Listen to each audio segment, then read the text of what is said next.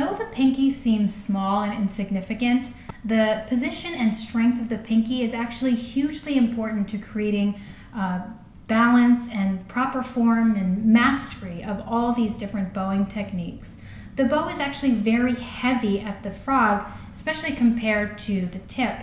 So the pinky spends a lot of time creating balance and making sure that it's not going to collapse under its own weight. So the pinky has most of its job when the bow is airborne, like when it's retaking the bow or just kind of creating bounce. Beginners will spend a lot of time fighting against their pinky when it falls off the side or when it locks into this kind of flat, straight position. And actually it happens so much that musicians will often refer to this as locked pinky syndrome. Tension from your pinky as you're trying to keep the bow balanced will lock up your pinky, and players will sometimes have to break the lock with their other hand because it locks up so badly. So actually even advanced string players will revisit this problem when they're practicing these new bowing techniques.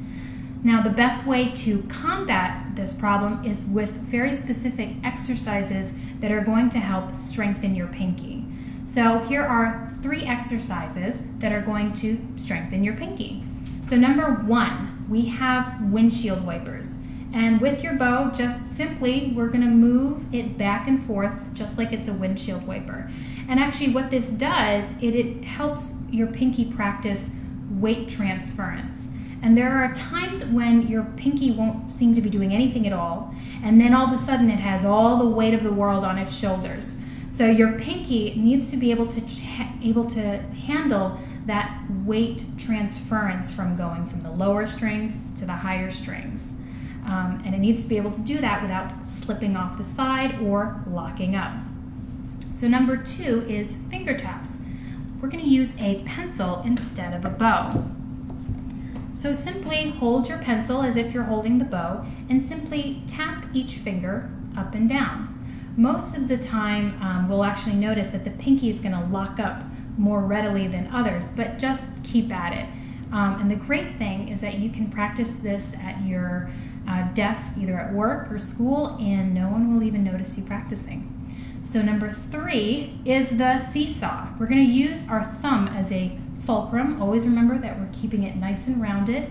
It's going to be a fulcrum in our seesaw, and we're going to use our pinky to create that seesaw effect as your pinky moves up and down, okay? And this, again, can be used at work or school, just quietly at your desk for more discreet practicing.